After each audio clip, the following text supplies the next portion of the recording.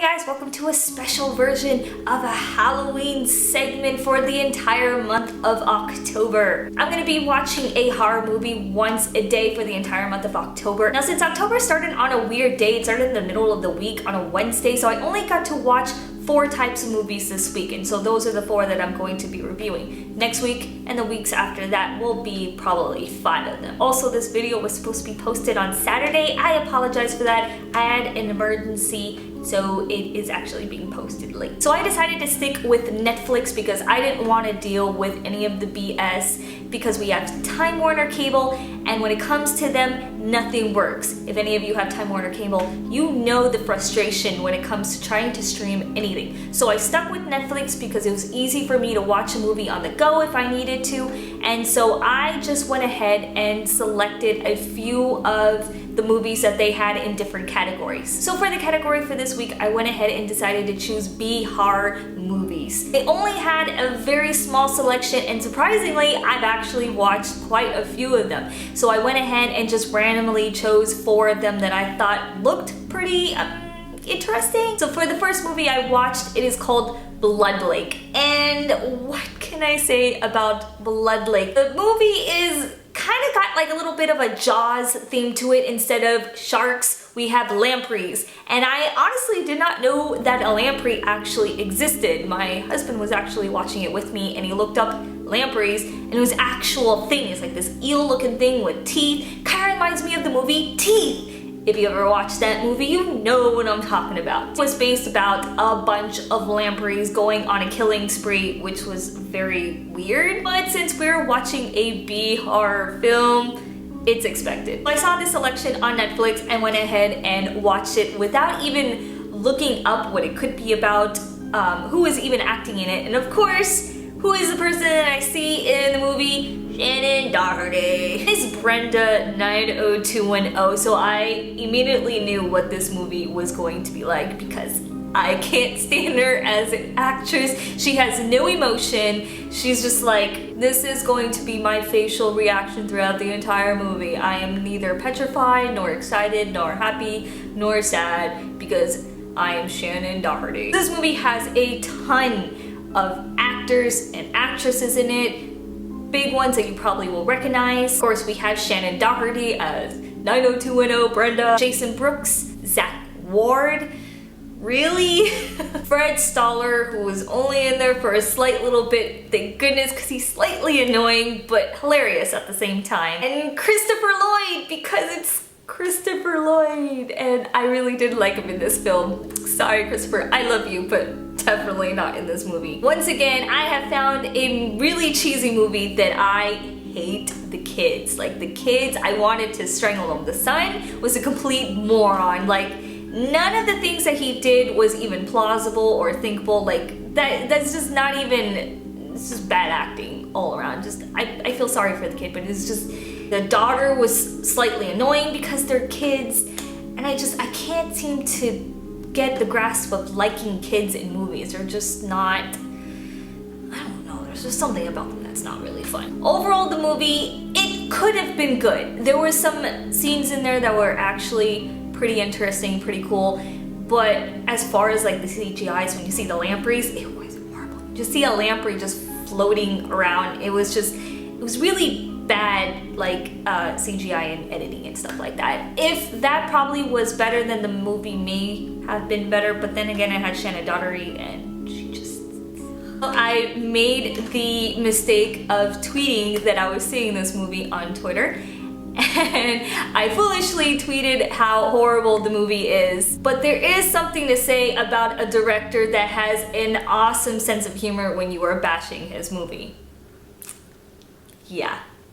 That actually happened. I felt really bad after I saw his tweet. I mean, he has a great sense of humor, but I honestly felt really bad because this movie apparently had just came out in 2014. I think he won something in Germany. There's a scene in the movie with Christopher Lloyd with a lamprey and him in the bathroom, which probably is why they won something in Germany. When I saw his tweet, I honestly had a like, oh shit reaction, and I didn't say anything after that, but I honestly felt bad. But to be honest, the movie was really that cheesy. Like, it just wasn't. Like, overall rating for that movie, I'm gonna give it a 2, only because it was entertaining. I mean, we watched the whole thing, but there was just some things in there that you were like, really, like, come on. Second movie that I picked out from the selection was called Germ Z. The movie was filmed in 2013. Honestly, it really wasn't as bad as I thought. I wanted to watch something that was zombie related in a really cheesy way, and it's exactly what it was. Overall, it really actually wasn't that bad. It kept me entertained. The zombies were actually very, very well put together, and it kind of had like a 28 days later kind of virus like mentality. So they weren't like slow zombies, they were actually it was like a rapid virus pretty much, which is actually kind of frightening if you think about it, because when it comes to like anything that's zombie related, I would like the Night of the Living Dead, slow zombies, so you can at least try and like run around. But these were like rapid virus. Like, these guys were just like hauling ass and trying to kill whatever was like in their way. As far as like the zombies and the acting, it was pretty good. There was one character in there that really annoyed the shit out of me. He was like some boyfriend to whatever. He annoyed the fuck out of me, but he was only in there for about like 5 minutes, and then he got killed, and then the rest of the movie was great. Although the ending of the movie was just a little bit played out. The ending of it was just like your two main characters in it in a car, and it's kind of like they kind of act and seem like they're going to do something, or like the film's going to continue, and it's just like for 20 minutes you're just staring at them in a cop car, and they're just like breathing in each other's faces. It was just kind of, I don't know, it kind of droned on, and I felt like they could have maybe done something more with it, and then that's where they ended it. Like, they didn't show anything after that, what happened to the zombies. There's no sequel to it, so it was kind of left like, well, what now? How am I supposed to feel about this? I'm not really sure. Overall feelings for this movie, if you really like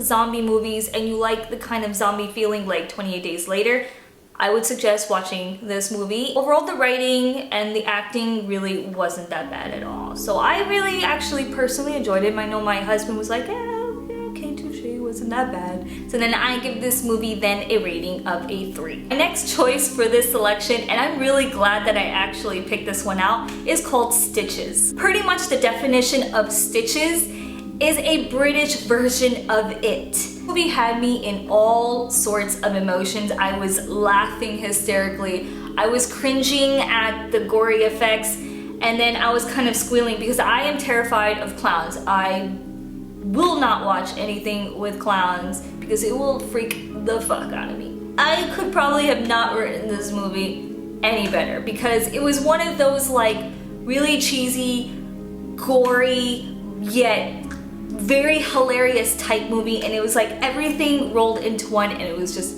perfect.